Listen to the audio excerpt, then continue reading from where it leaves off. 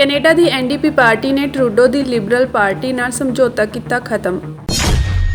ਸ਼੍ਰੀ ਅਕਾਲ ਤਖਤ ਸਾਹਿਬ ਦੇ ਆਦੇਸ਼ ਅਨੁਸਾਰ ਆਪਣਾ ਸਪਸ਼ਟੀਕਰਨ ਦੇਣ ਪਹੁੰਚੇ ਅਕਾਲੀ ਆਗੂ ਮਜੀਠੀਆ। ਮੁਹੰਮਦ ਯੂਨਸ ਨੇ ਸ਼ੇਖ ਹਸੀਨਾ ਨੂੰ ਬਿਆਨਬਾਜ਼ੀ ਛੱਡ ਕੇ ਚੁੱਪ ਰਹਿਣ ਦੀ ਦਿੱਤੀ ਨਸੀਹਤ। ਕੈਨੇਡੀਅਨ ਸਰਕਾਰ ਖਤਰੇ ਵਿੱਚ ਹੈ ਤੇ ਜਸਟਿਨ ਟਰੂਡੋ ਨੂੰ ਕਿਸੇ ਵੀ ਸਮੇਂ ਸੱਤਾ ਤੋਂ ਲਾਂਭੇ ਕੀਤਾ ਜਾ ਸਕਦਾ ਹੈ। ਸਹਿਯੋਗੀ ਪਾਰਟੀਆਂ ਵੱਲੋਂ ਸਮਰਥਨ ਵਾਪਸ ਲੈਣ ਤੋਂ ਬਾਅਦ ਉਹਨਾਂ ਦੀ ਪਾਰਟੀ ਘੱਟ ਗਿਣਤੀ ਵਿੱਚ ਰਹਿ ਗਈ ਹੈ। ਕੈਨੇਡਾ ਵਿੱਚ ਖੱਬੇ ਪੱਖੀ ਪਾਰਟੀ ਐਨਡੀਪੀ ਦੇ ਮੁਖੀ ਜਗਮੀਤ ਸਿੰਘ ਨੇ ਟਰੂਡੋ ਦੀ ਲਿਬਰਲ ਪਾਰਟੀ ਨਾਲ ਆਪਣਾ ਸਮਝੌਤਾ ਖਤਮ ਕਰ ਦਿੱਤਾ ਹੈ। ਦੋਵੇਂ ਪਾਰਟੀਆਂ 2022 ਤੋਂ ਗੱਠਜੋੜ ਵਿੱਚ ਸਨ। ਐਨਡੀਪੀ ਦੇ ਇਸ ਕਦਮ ਕਾਰਨ ਟਰੂਡੋ ਦੀ ਸਰਕਾਰ ਕਿਸੇ ਵੀ ਸਮੇਂ ਡਿੱਗ ਸਕਦੀ ਹੈ। ਹਾਲਾਂਕਿ ਟਰੂਡੋ ਨੇ ਭਰੋਸਾ ਜਤਾਇਆ ਕਿ ਉਹ ਕਿਸੇ ਵੀ ਹਾਲਤ ਵਿੱਚ ਆਪਣੀ ਸਰਕਾਰ ਨੂੰ ਡਿੱਗਣ ਨਹੀਂ ਦੇਣਗੇ। ਤੁਹਾਨੂੰ ਦੱਸ ਦਈਏ ਕਿ ਹਾਲ ਹੀ ਵਿੱਚ ਜਾਰੀ ਹੋਏ ਸਰਵੇਖਣਾਂ ਤੋਂ ਪਤਾ ਲੱਗਦਾ ਹੈ ਕਿ ਜੇਕਰ ਕੈਨੇਡਾ ਵਿੱਚ ਹੁਣ ਚੋਣਾਂ ਹੁੰਦੀਆਂ ਹਨ ਤਾਂ ਟਰੂਡੋ ਦੀ ਲਿਬਰਲ ਪਾਰਟੀ ਪੂਰੀ ਤਰ੍ਹਾਂ ਹਾਰ ਜਾਵੇਗੀ। ਜਸਟਿਨ ਟਰੂਡੋ ਦੀ ਘੱਟ ਗਿਣਤੀ ਲਿਬਰਲ ਸਰਕਾਰ ਨੂੰ ਸੱਤਾ ਵਿੱਚ ਰੱਖਣ ਵਿੱਚ ਮਦਦ ਕਰਨ ਵਾਲੀ ਪਾਰਟੀ ਐਨਡੀਪੀ ਨੇ ਆਪਣਾ ਸਮਰਥਨ ਵਾਪਸ ਲੈ ਲਿਆ। ਹੁਣ ਟਰੂਡੋ ਨੂੰ ਆਪਣੀ ਸਰਕਾਰ ਨੂੰ ਸੁਚਾਰੂ ਢੰਗ ਨਾਲ ਚਲਾਉਣ ਲਈ ਨਵੇਂ ਗੱਠਜੋੜ ਦੀ ਕੋਸ਼ਿਸ਼ ਕਰਨੀ ਪਵੇਗੀ। ਜ਼ਿਕਰਯੋਗ ਹੈ ਕਿ 52 ਸਾਲਾ ਟਰੂਡੋ ਨੇ ਨਵੰਬਰ 2015 ਵਿੱਚ ਪਹਿਲੀ ਵਾਰ ਪ੍ਰਧਾਨ ਮੰਤਰੀ ਦਾ ਅਹੁਦਾ ਸੰਭਾਲਿਆ ਸੀ, ਪਰ ਪਿਛਲੇ 2 ਸਾਲਾਂ ਵਿੱਚ ਵਿਰੋਧੀ ਧਿਰ ਤੋਂ ਇਲਾਵਾ ਉਸ ਨੂੰ ਲੋਕਾਂ ਦੀ ਉਦਾਸੀਨਤਾ ਦਾ ਵੀ ਸਾਹਮਣਾ ਕਰਨਾ ਪਿਆ ਹੈ। ਸਿਆਸਤਦਾਨ ਅਤੇ ਜਨਤਾ ਹਾਲ ਹੀ ਵਿੱਚ ਮਹਿੰਗਾਈ ਅਤੇ ਰਿਹਾਇਸ਼ੀ ਸੰਕਟ ਲਈ ਟਰੂਡੋ ਸਰਕਾਰ ਨੂੰ ਜ਼ਿੰਮੇਵਾਰ ਠਹਿਰਾਉਂਦੀ ਹੈ। ਹਾਲੀਆ ਚੋਣਾਂ ਦਰਸਾਉਂਦੀਆਂ ਹਨ ਕਿ ਜੇਕਰ ਹੁਣ ਚੋਣਾਂ ਹੋਈਆਂ ਤਾਂ ਟਰੂਡੋ ਦੀ ਲਿਬਰਲ ਪਾਰਟੀ ਪੂਰੀ ਤਰ੍ਹਾਂ ਹਾਰ ਜਾਵੇਗੀ। ਸਾਲ 2022 ਵਿੱਚ ਲਿਬਰਲ ਪਾਰਟੀ ਅਤੇ ਜਗਮੀਤ ਸਿੰਘ ਦੀ ਐਨਡੀਪੀ ਵਿੱਚ 2025 ਤੱਕ ਇਕੱਠੇ ਰਹਿਣ ਦਾ ਸਮਝੌਤਾ ਹੋਇਆ ਸੀ, ਪਰ ਜਗਮੀਤ ਸਿੰਘ ਨੇ ਆਪਣੇ ਸੋਸ਼ਲ ਮੀਡੀਆ ਅਕਾਊਂਟ ਤੇ ਇਸ ਸਮਰਥਨ ਨੂੰ ਵਾਪਸ ਲੈਣ ਦੇ ਕਾਰਨਾਂ ਬਾਰੇ ਵੀ ਜਾਣਕਾਰੀ ਦਿੱਤੀ ਹੈ। I notified the Prime Minister that I've ripped up the supply and confidence agreement. Canadians are fighting a battle for the future of the middle class. Justin Trudeau has proven again and again he will always cave to corporate greed. The Liberals have let people down. They don't deserve another chance. There is an even bigger battle ahead. The threat of Pierre Poilievre and conservative cuts from workers, from retirees, from young people, from patients, from families. He will cut in order to give more to big corporations and wealthy CEOs. I'm running for Prime Minister because together we can and will stop conservative cuts. We can deliver relief and restore hope. If we're together, nothing is impossible. And we won't let them tell us it can't be done. Big corporations and wealthy CEOs have had their government. It's the people. I really hope the NDP stays focused on how we can deliver for Canadians, as we have over the past years, rather than focusing on politics. ਸਾਬਕਾ cabinet ਮੰਤਰੀ ਵਿਕਰਮ ਮਜੀਠੀਆ ਸ਼੍ਰੀ ਦਰਬਾਰ ਸਾਹਿਬ ਵਿਖੇ ਨਤਮਸਤਕ ਹੋਏ। ਇਸ ਤੋਂ ਬਾਅਦ ਸਕੱਤਰੇਤ ਦਫ਼ਤਰ ਵਿਖੇ ਪੇਸ਼ ਹੋ ਕੇ ਆਪਣਾ ਸਪਸ਼ਟੀਕਰਨ ਦਿੱਤਾ। ਇਸ ਮੌਕੇ ਅਕਾਲੀ ਆਗੂ ਮਜੀਠੀਆ ਦਾ ਕਹਿਣਾ ਸੀ ਕਿ ਉਹਨਾਂ ਨੇ ਸ਼੍ਰੀ ਅਕਾਲ ਤਖਤ ਸਾਹਿਬ ਦਾ ਹੁਕਮ ਮੰਨਦੇ ਹੋਏ ਇੱਕ ਨਿਮਾਣੇ ਸਿੱਖ ਵਾਂਗ ਆਪਣਾ ਸਪਸ਼ਟੀਕਰਨ ਦਿੱਤਾ ਹੈ। ਵਿਕਰਮ ਮਜੀਠੀਆ ਦਾ ਕਹਿਣਾ ਹੈ ਕਿ ਸ਼੍ਰੀ ਅਕਾਲ ਤਖਤ ਸਾਹਿਬ ਤੋਂ ਜੋ ਵੀ ਫੈਸਲਾ ਆਵੇਗਾ ਉਸ ਨੂੰ ਸਿਰ ਮੱਥੇ ਪ੍ਰਵਾਨ ਕਰਾਂਗੇ। ਉਹਨਾਂ ਕਿਹਾ ਕਿ ਇਸ ਦਰ ਉੱਤੇ ਕਿਸੇ ਦੀ ਵੀ ਕੋਈ ਸਿਆਣਪ ਨਹੀਂ ਚੱਲਣੀ, ਇੱਥੇ ਹੀ ਸਿਰ ਨਿਭਾਉਣਾ ਚੰਗਾ ਹੈ। ਦੱਸ ਦਈਏ ਕਿ ਬੀਤੀ 30 ਅਗਸਤ ਨੂੰ ਪੰਜ ਸਿੰਘ ਸਾਹਿਬਾਨਾਂ ਵੱਲੋਂ ਸੁਖਬੀਰ ਬਾਦਲ ਨੂੰ ਤਨਖਾਹੀਆ ਕਰਾਰ ਦਿੱਤਾ ਗਿਆ ਸੀ ਅਤੇ ਤਤਕਾਲੀ ਅਕਾਲੀ ਸਰਕਾਰਾਂ ਵੇਲੇ ਕੈਬਨਿਟ ਮੰਤਰੀ ਰਹੇ ਅਕਾਲੀ ਆਗੂਆਂ ਨੂੰ 15 ਦਿਨਾਂ ਦੇ ਅੰਦਰ ਆਪਣਾ ਸਪਸ਼ਟੀਕਰਨ ਨਿੱਜੀ ਰੂਪ ਵਿੱਚ ਪੇਸ਼ ਹੋ ਕੇ ਦੇਣ ਵਾਸਤੇ ਆਦੇਸ਼ ਦਿੱਤਾ ਸੀ। ਸ਼੍ਰੀ ਅਕਾਲ ਤਖਤ ਸਾਹਿਬ ਤੋਂ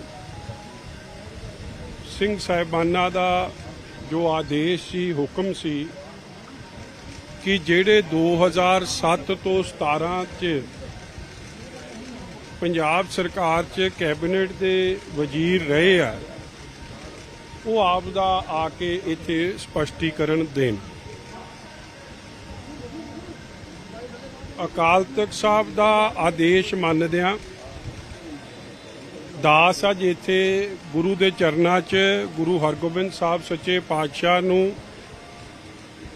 ਦੇ ਚਰਨਾਂ 'ਚ ਹਾਜ਼ਰ ਨਾਜ਼ਰ ਉਹਨਾਂ ਦੇ ਚਰਨ ਪਰਸ ਕੇ ਧੰਨ ਧੰਨ ਗੁਰੂ ਰਾਮਦਾਸ ਸੱਚੇ ਪਾਤਸ਼ਾਹ ਜੀ ਦੇ ਚਰਨ ਪਰਸ ਕੇ ਧੰਨ ਧੰਨ ਸ਼੍ਰੀ ਗੁਰੂ ਗ੍ਰੰਥ ਸਾਹਿਬ ਮਹਾਰਾਜ ਜੀ ਦੇ ਚਰਨਾਂ 'ਚ ਨਤਮਸਤਕ ਹੋ ਕੇ ਚਰਨ ਪਰਸ ਕੇ ਦਾਸ ਅੱਜ ਸ਼੍ਰੀ ਅਕਾਲ ਤਖਤ ਸਾਹਿਬ ਪੇਸ਼ ਹੋ ਕੇ ਆਪ ਦੀ ਜਿਹੜੀ ਫਰਿਆਦ ਹੈ, ਬੇਨਤੀ ਹੈ, ਅਰਜ਼ੋਈ ਹੈ, ਧੰਨ ਧੰਨ ਸ਼੍ਰੀ ਗੁਰੂ ਹਰਗੋਬਿੰਦ ਸਾਹਿਬ ਸੱਚੇ ਪਾਤਸ਼ਾਹ ਦੇ ਚਰਨਾਂ 'ਚ ਅਰਦਾਸ ਦੇ ਰੂਪ 'ਚ ਵੀ ਜਿੰਨੀ ਸੋਝੀ ਹੈ ਤੇ ਲਿਖਤੀ ਤੌਰ ਤੇ ਵੀ ਦਾਸ ਅੱਜ ਹਾਜ਼ਰ ਹੋ ਕੇ ਦੇ ਕੇ ਚੱਲਿਆ।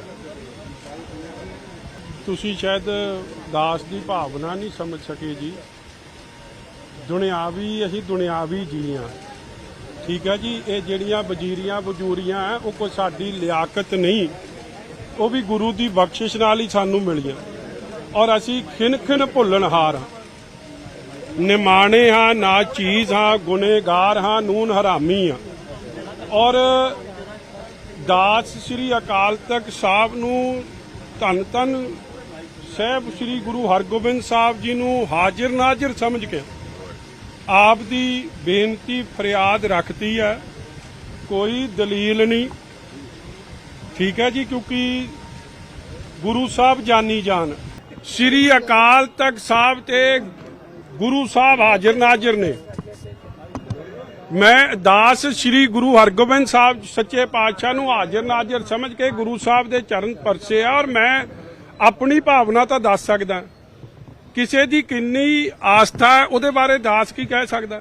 ਮਗਰ ਮੇਰੀ ਸਭ ਨੂੰ ਬੇਨਤੀ ਹੋਊਗੀ ਕਿ ਸਿਆਣਪਾ ਘਰੇ ਛੱਡ ਕੇ ਆਇਓ,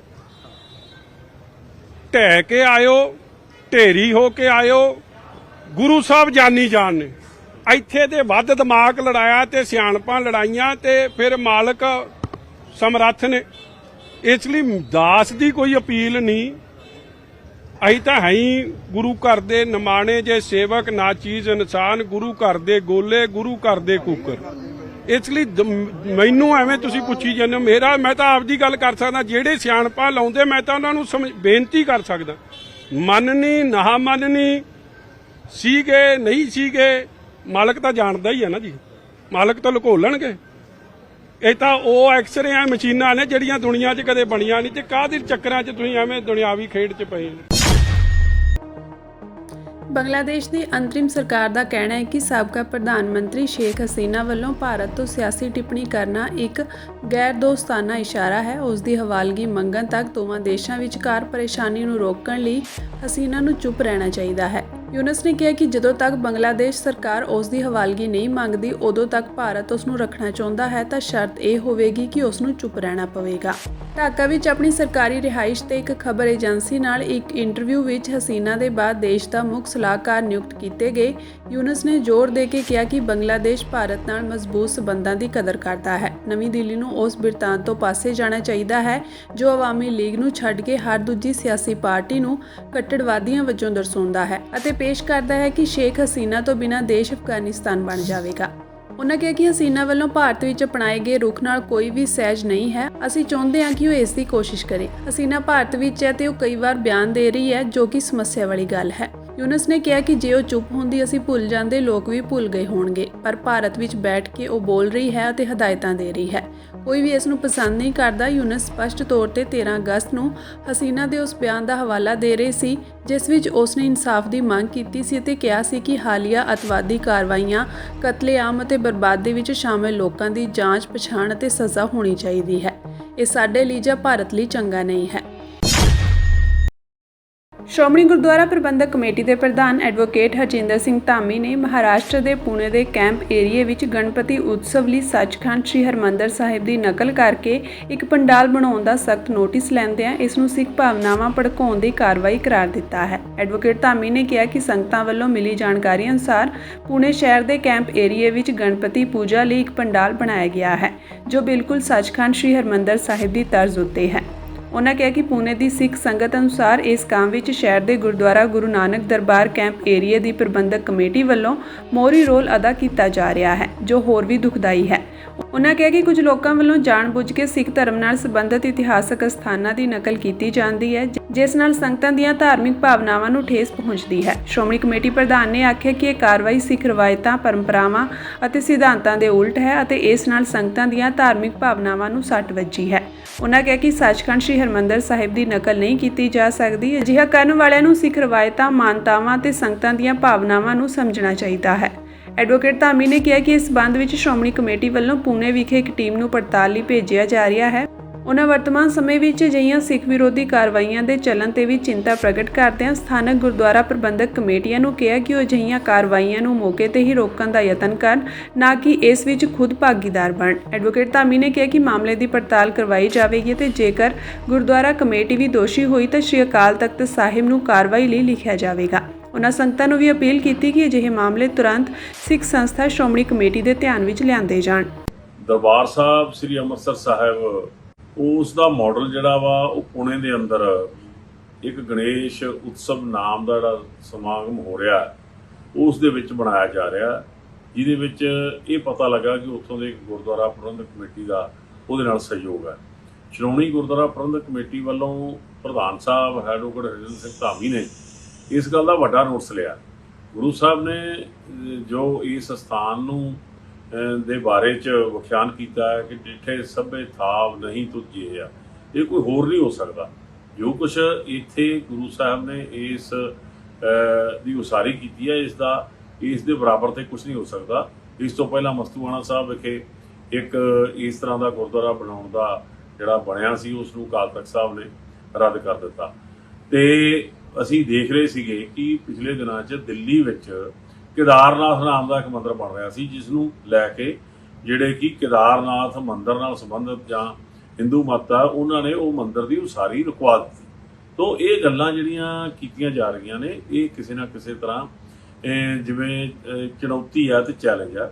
ਸੋ ਪ੍ਰਧਾਨ ਸਾਹਿਬ ਨੇ ਇਸ ਗੱਲ ਦਾ ਨੋਟਿਸ ਲਿਆ, ਸ਼੍ਰੋਮਣੀ ਕਮੇਟੀ ਨੇ ਨੋਟਿਸ ਲਿਆ ਕਿ ਕਿਤੇ ਵੀ, ਕਿਉਂਕਿ ਦਰਬਾਰ ਸਾਹਿਬ ਦੀ ਅਹਿਮੀਅਤ, ਸਨਮਾਨ, ਸਤਿਕਾਰ, ਪਵਿੱਤਰਤਾ ਆਪਣੇ ਆਪ ਦੇ ਵਿੱਚ ਬਹੁਤ ਵੱਡੀ ਮਹਾਨਤਾ ਵਾ। ਸੋ ਇਸ ਗੱਲ ਨੂੰ ਲੈ ਕੇ ਜਿਹੜਾ ਵੀ ਉਹ ਕੀਤਾ ਜਾ ਰਿਹਾ, ਜੇ ਕਿਸੇ ਗੁਰਦੁਆਰਾ ਕਮੇਟੀ 'ਚ ਉਸ ਵਿੱਚ ਸ਼ਾਮਲ ਹੈ ਤੇ ਇਹ ਵੀ ਕਿਹਾ ਗਿਆ ਕਿ ਉਸ ਗੱਲ ਲਈ ਅਕਾਲ ਤਖਤ ਸਾਹਿਬ ਨੂੰ ਪੱਤਰ ਲਿਖਿਆ ਜਾਵੇਗਾ।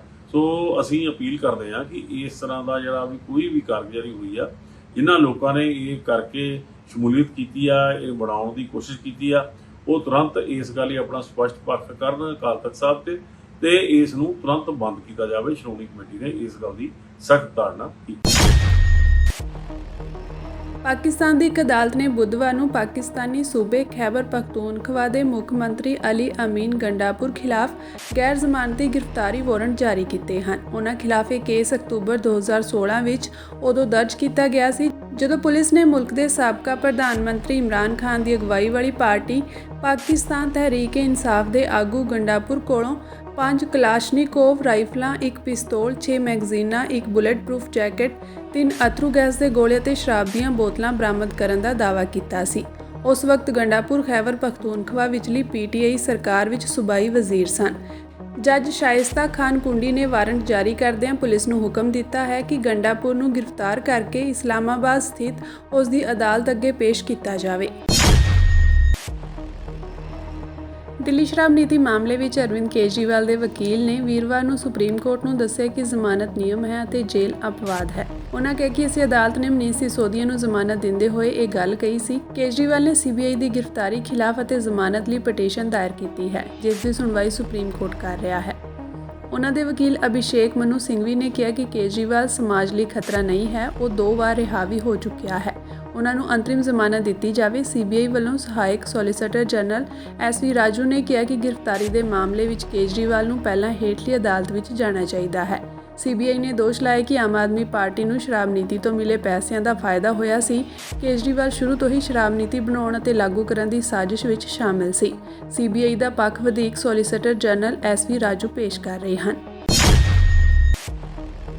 ਤਰਨਤਾਰਨ ਦੇ ਹਲਕਾ ਖਡੂਰ ਸਾਹਿਬ ਅਧੀਨ ਪਿੰਡ ਸੰਗਤਪੁਰਾ ਵਿੱਚ ਵੱਡਾ ਹਾਦਸਾ ਵਾਪਰਨ ਦੀ ਖਬਰ ਮਿਲੀ ਹੈ। ਪਿੰਡ ਦੇ ਗੁਰਦੁਆਰਾ ਸਾਹਿਬ ਦੇ ਦੀਵਾਨ ਹਾਲ ਦਾ ਲੈਂਟਰ ਡਿੱਗਣ ਕਾਰਨ ਕਈ ਲੋਕ ਮਲਬੇ ਹੇਠਾਂ ਦੱਬੇ ਗਏ ਹਨ। ਹਾਲਾਂਕਿ ਕਈ ਲੋਕਾਂ ਨੂੰ ਬਾਹਰ ਕੱਢ ਲਿਆ ਗਿਆ ਹੈ, ਪਰ ਕਈਆਂ ਦੇ ਅਜੇ ਵੀ ਫਸੇ ਹੋਣ ਦਾ ਖਦਸ਼ਾ ਹੈ, ਜਿਸ ਲਈ ਰਾਹਤ ਕਾਰਜ ਜਾਰੀ ਹਨ। ਜਾਣਕਾਰੀ ਅਨੁਸਾਰ ਲੈਂਟਰ ਦਾ ਕੰਮ ਅਜੇ ਪੂਰਾ ਹੀ ਹੋਇਆ ਸੀ ਕਿ ਅਚਾਨਕ ਡਿੱਗ ਗਿਆ। ਹਾਲਾਂਕਿ ਚੰਗੀ ਗੱਲ ਇਹ ਹੈ ਕਿ ਕਿਸੇ ਜਾਨੀ ਨੁਕਸਾਨ ਦੀ ਖਬਰ ਨਹੀਂ ਹੈ।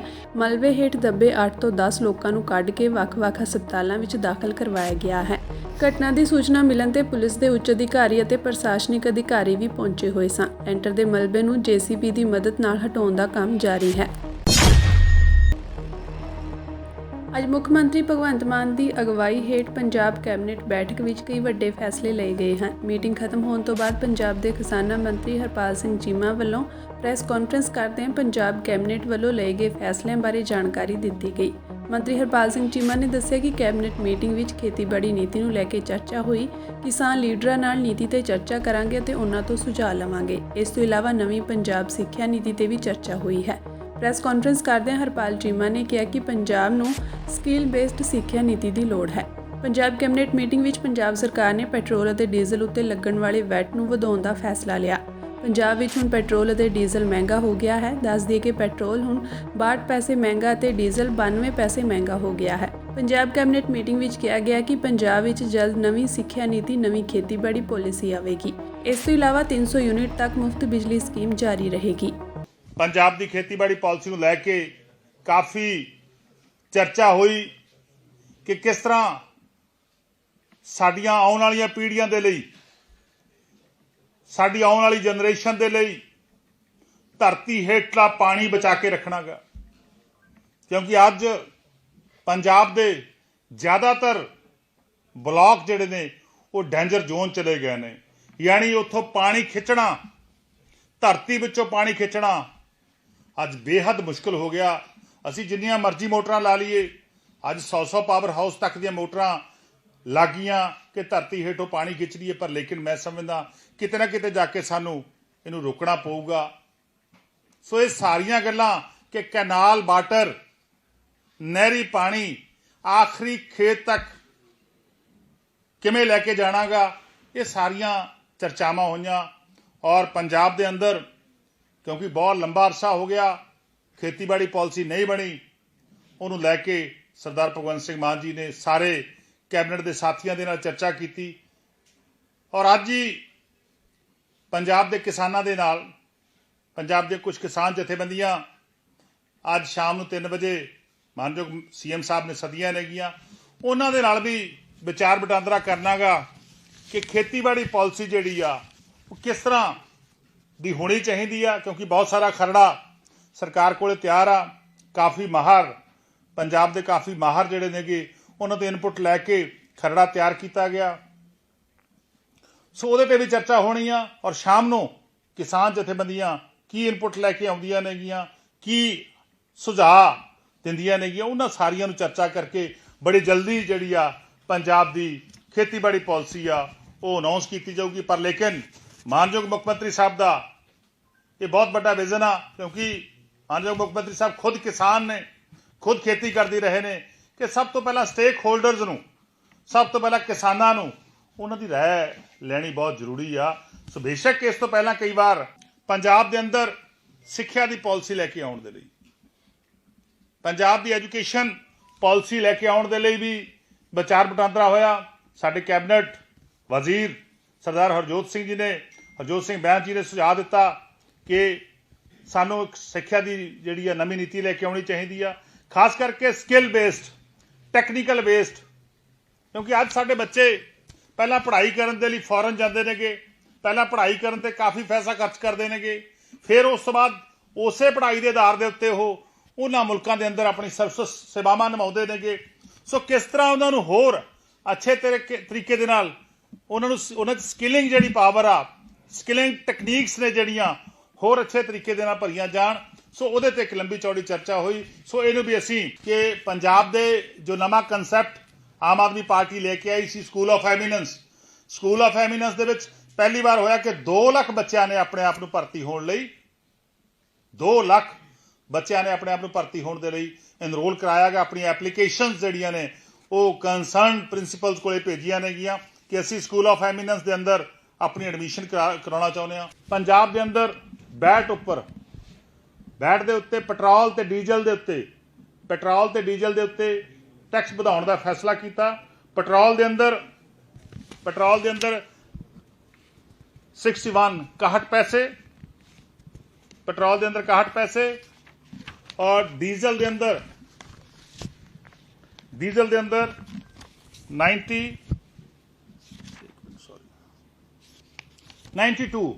ਪੈਸੇ, ਡੀਜ਼ਲ ਦੇ ਅੰਦਰ 92 ਪੈਸੇ ਔਰ ਪੈਟਰੋਲ ਦੇ ਅੰਦਰ 61 ਪੈਸੇ ਇਹ ਵਧਾਉਣ ਦਾ ਫੈਸਲਾ ਕੀਤਾ ਗਿਆ। ਤਾਂ ਕਿ ਕਿਉਂਕਿ ਬਹੁਤ ਸਾਰੀਆਂ ਰਾਹਤ ਪੰਜਾਬ ਸਰਕਾਰ ਨੇ ਲੋਕਾਂ ਨੂੰ ਦਿੱਤੀਆਂ ਨੇਗੀਆਂ। ਸੋ ਇਹ ਵੀ ਇੱਕ ਵੱਡਾ ਫੈਸਲਾ ਜਿਹੜਾ ਅੱਜ ਹੋਇਆਗਾ। ਸੋ ਇਸ ਤੋਂ ਬਿਨਾਂ ਜਿਹੜੀ ਇੱਕ ਪਾਵਰਕਾਮ ਦੇ ਅੰਦਰ PSPCL ਦੇ ਅੰਦਰ ਜਿਹੜਾ 7 ਕਿਲੋ ਵਾਟ ਤੱਕ, ਕਿਉਂਕਿ ਆਮ ਆਦਮੀ ਪਾਰਟੀ ਦੀ ਸਰਕਾਰ ਬਣਨ ਤੋਂ ਪਹਿਲਾਂ ਅਸੀਂ ਇੱਕ ਪੰਜਾਬ ਦੇ ਲੋਕਾਂ ਨੂੰ ਵੱਡੀ ਗਰੰਟੀ ਦਿੱਤੀ ਸੀ ਕਿ ਅਸੀਂ ਸਰਕਾਰ ਬਣਨ ਤੋਂ ਬਾਅਦ 300 ਯੂਨਿਟ ਪ੍ਰਤੀ ਮਾਹ ਹਰੇਕ ਮਹੀਨੇ ਲੋਕਾਂ ਨੂੰ ਮੁਫਤ ਬਿਜਲੀ ਦੇਵਾਂਗੇ ਘਰੇਲੂ ਕਨੈਕਸ਼ਨ ਦੇ ਉੱਤੇ। ਇਹ ਫੈਸਲਾ, ਇਹ ਸਾਡੀ ਗਰੰਟੀ ਸੀ ਸਾਡੇ ਸੁਪਰੀਮੋ ਅਰਵਿੰਦ ਕੇਜਰੀਵਾਲ ਜੀ ਦੀ, ਸਾਡੇ ਪੰਜਾਬ ਦੇ ਮੁੱਖ ਮੰਤਰੀ ਸਰ ਭਗਵੰਤ ਸਿੰਘ ਮਾਨ ਜੀ ਦੀ। ਇਹ ਬਹੁਤ ਵੱਡਾ ਫੈਸਲਾ ਸੀਗਾ ਕਿ 300 ਯੂਨਿਟ ਜਿਹੜੇ ਨੇਗੇ ਉਹ ਪੰਜਾਬ ਦੇ ਹਰੇਕ ਨਿਵਾਸੀ ਨੂੰ ਬਗੈਰ ਕੋਈ ਵਰਗੀਕਰਨ ਕੀਤੇ, ਬਗੈਰ ਕੋਈ ਕੰਡੀਸ਼ਨ ਲਾਏ, ਨਹੀਂ ਤਾਂ ਤੁਹਾਨੂੰ ਪਤਾ ਕਿ ਰਾਹਤਾਂ ਪੁਰਾਣੀਆਂ ਸਰਕਾਰਾਂ ਵੀ ਦਿੰਦੀਆਂ ਹੁੰਦੀਆਂ, ਪਰ ਲੇਕਿਨ ਬਹੁਤ ਸਾਰੇ ਰਾਈਡਰ ਲਾਉਂਦੇ ਸੀਗੇ, ਬਹੁਤ ਸਾਰੀਆਂ ਕੰਡੀਸ਼ਨ ਲਾਉਂਦੇ ਸੀਗੇ ਤਾਂ ਕਿ ਕੋਈ ਉਹ ਸਕੀਮ ਦੇ ਅੰਦਰ ਫੁੱਲਫਿਲ ਨਾ ਕਰੇ, ਤਾਂ ਕਿ ਉਹ ਸਕੀਮ ਦਾ ਲਾਭ ਨਾ ਲੈ ਸਕੇ। ਪਰ ਲੇਕਿਨ ਸਾਡੀ ਸਰਕਾਰ ਨੇ, ਸਾਡੀ ਪਾਰਟੀ ਨੇ ਫੈਸਲਾ ਕੀਤਾ ਸਭ ਤੋਂ ਪਹਿਲਾਂ। ਫਿਰ ਜਦੋਂ ਸਰਕਾਰ ਬਣਨ ਤੋਂ ਬਾਅਦ ਸਰਦਾਰ ਭਗਵੰਤ ਸਿੰਘ ਮਾਨ ਜੀ ਨੇ ਵਿਦਿਨ 3 ਮੰਥ, ਪਹਿਲੇ 3 ਮਹੀਨਿਆਂ 'ਚ ਇੱਕ ਵੱਡਾ ਫੈਸਲਾ ਕਰਕੇ ਲਗਭਗ ਪੰਜਾਬ ਦੇ 90% ਘਰੇਲੂ ਕਨੈਕਸ਼ਨ ਦੇ ਉੱਤੇ ਇੱਕ ਵੱਡੀ ਰਾਹਤ ਦਿੱਤੀ ਕਿ 300 ਯੂਨਿਟ ਪ੍ਰਤੀ ਮਹੀਨਾ ਹਰੇਕ ਘਰ ਨੂੰ ਮੁਫਤ ਬਿਜਲੀ ਮਿਲੂਗੀ। ਸੋ ਉਹਦਾ ਅਸਰ ਇਹ ਹੋਇਆ ਕਿ ਲਗਭਗ 90% ਲੋਕਾਂ ਨੂੰ ਘਰੇਲੂ ਬਿਜਲੀ ਦੇ ਬਿੱਲ ਜਿਹੜੇ ਨੇ ਉਹ ਨਹੀਂ ਆਉਂਦੇ ਸੀ, ਜ਼ੀਰੋ ਆਉਂਦੇ ਸੀ, ਖਤਮ ਹੋ ਚੁੱਕੇ ਸੀ। ਪਰ ਲੇਕਿਨ ਇੱਕ ਹੋਰ ਡਬਲ ਸਬਸਿਡੀ ਜਿਹੜੀ ਪੁਰਾਣੀ ਸਰਕਾਰ ਨੇ ਜਾਰੀ ਕੀਤੀ ਸੀ ਕਿ 7 ਕਿਲੋ ਤੱਕ ਵਾਟ ਦੇ ਜਿਹੜੇ ਸੀਗੇ ਉਹਨਾਂ ਨੂੰ 2.5 ਰੁਪਏ, 2.5 ਟੋਟਲ ਜਿਹੜਾ 3 ਰੁਪਏ ਬਣਦੇ ਨੇਗੇ, ਟੈਕਸ ਪਾ ਕੇ 3 ਰੁਪਏ ਬਣਦੇ ਸੀਗੇ, ਉਹ ਵੀ ਪ੍ਰਤੀ ਯੂਨਿਟ ਘਟਾਉਣ ਦਾ ਫੈਸਲਾ ਪੁਰਾਣੀ ਸਰਕਾਰ ਨੇ ਕੀਤਾ ਸੀਗਾ। ਅੱਜ ਉਹ ਅਸੀਂ ਫੈਸਲਾ ਵਾਪਸ ਲਿਆ ਗਿਆ। ਪਰ ਲੇਕਿਨ ਮੈਂ ਫਿਰ ਇੱਕ ਵਾਰ ਕਹਿਣਾ ਕਿ 300 ਯੂਨਿਟ ਪ੍ਰਤੀ ਮਹੀਨਾ ਮੁਫਤ ਬਿਜਲੀ ਪੰਜਾਬ ਦੇ ਹਰੇਕ ਘਰ ਨੂੰ ਜਿਹੜੀ ਆ ਉਹ ਮਿਲਦੀ ਰਹੂਗੀ। ਪਰ ਲੇਕਿਨ ਜਿਨ੍ਹਾਂ ਦਾ ਲੋਡ 60 ਕਿਲੋ ਵਾਟ ਤੱਕ ਆ, ਉਹਨਾਂ ਦਾ ਜਿਹੜਾ 3 ਰੁਪਏ ਯੂਨਿਟ ਪ੍ਰਤੀ ਯੂਨਿਟ ਜਿਹੜਾ ਟੈਕਸ ਸੀਗਾ ਉਹ ਘਟਾਉਣ ਦਾ ਫੈਸਲਾ ਪੁਰਾਣੀ ਸਰਕਾਰ ਦਾ ਸੀਗਾ, ਉਹ ਅਸੀਂ ਵਾਪਸ ਲਿਆ ਗਿਆ।